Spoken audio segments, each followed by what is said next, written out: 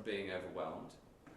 So its ability to care for everybody who needs that care is always there and is never outmatched by the ability of the virus to do us harm. That is central to our plan, and I'm glad to say that the spare capacity in critical care in the NHS today has reached a new record high of 2,657 beds. Expanding the NHS faster than the growth in demand has been a critical objective throughout this crisis, and it means that every single person who's accessed NHS care has been able to get the very best available. At no point has the NHS been unable to offer care to people suffering from coronavirus. Now, I know at the start of this crisis some people said that would be impossible, but so far we've met this objective throughout, and I want to thank all those involved for their part in this national effort. On the most recent figures, 313,769 people have now been tested for coronavirus. Of these, 98,476 people have tested positive. The number of patients in hospital with symptoms is now 19,529. 12,868 people have sadly died, an increase of 761. This all just goes to show why we cannot let up in our efforts. We cannot let go of the hard work that's been done so far. This shared sacrifice, and I know it's a sacrifice, is starting to work. But we will not lift these measures until it is safe to do so. Everyone who stays at home is doing their bit, protecting the NHS and saving lives. But while everyone else stays at home to save lives, our health and care workers go out to work to save lives. And today I want to focus on social care. I want to set out the next steps in our action plan for social care that we're publishing today. From the moment of the emergence of coronavirus, we've known that some of the most vulnerable to this disease are in social care, and we've been taking action right from the start. We first set out guidance back in February, and today I can tell you what further steps we're now able to make. Our goal throughout has been to protect residents and to support our 1.5 million colleagues who work in social care.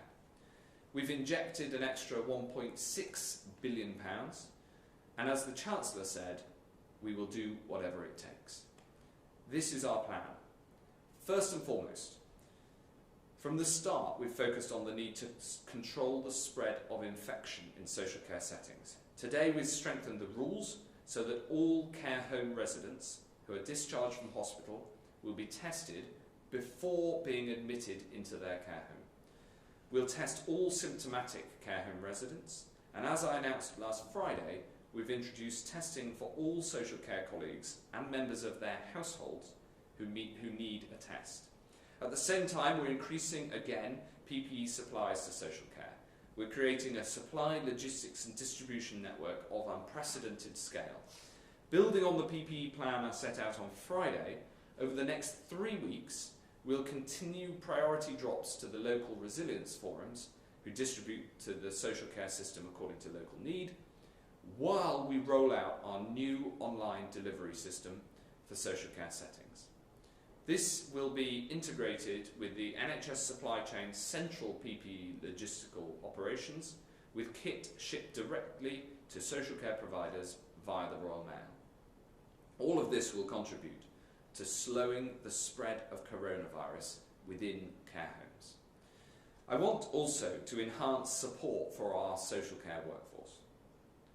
One of the things that I'm most proud of during this terrible crisis is that people have held health and social care workers in such high esteem across the board.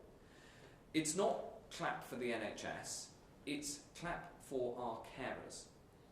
And to take this further, we're today introducing a single brand for social care to symbolise the entire care profession.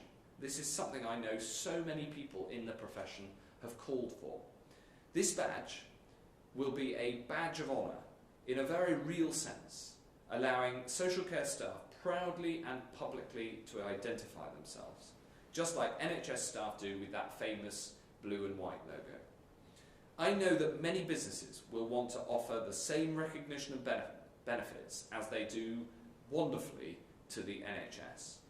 We've asked the supermarkets to confirm that social care workers can have the same priority access, and I know that the public value your work in care as much as I do. I also know that we need more people to return to social care or choose to serve for the first time.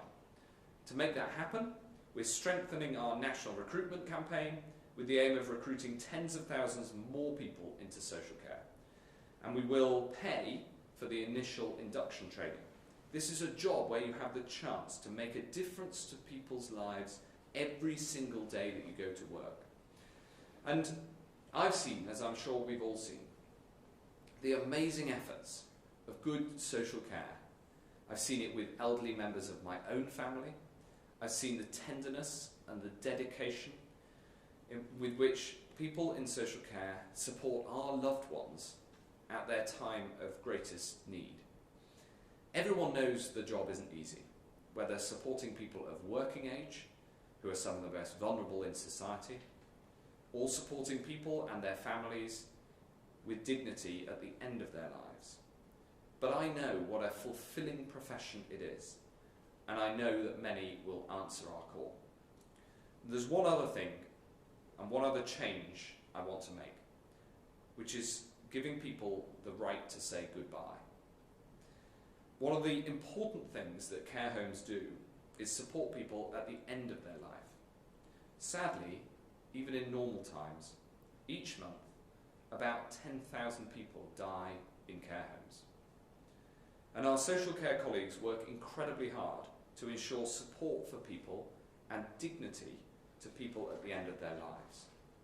Wanting to be with someone you love at the end of their life is one of the deepest human instincts, and it's a moment that will be with you forever. Done right, it can help those left behind to cope, and it brings comfort to those who are dying. Coronavirus, of course, has made this much more difficult, and I've been really moved and upset by some of the heartbreaking stories of people dying without a loved one nearby. As a father of a 13-year-old myself, the reports of Ishmael dying aged 13 without a parent at his bedside made me weep. And the sight of his coffin being lowered into a grave without a member of his family present was too awful. So I'm pleased to say that working with Public Health England, the care sector and many others, we're introducing new procedures so we can limit the risk of infection while wherever possible giving people's closest loved ones the chance to say goodbye. And we're making crystal clear that it is unacceptable for advanced care plans, including do not attempt to resuscitate orders, to be applied in a blanket fashion to any group of people. This must always be a personalised process, as it always has been. I want to end by addressing carers directly. As much as the doctors, the nurses, the paramedics, you are on the front line in this battle. I want to thank you for your courage and your commitment, for doing paid or unpaid, formal or informal. The work that you do, difficult, demanding, vitally necessary, and you do it with such love and care and attention.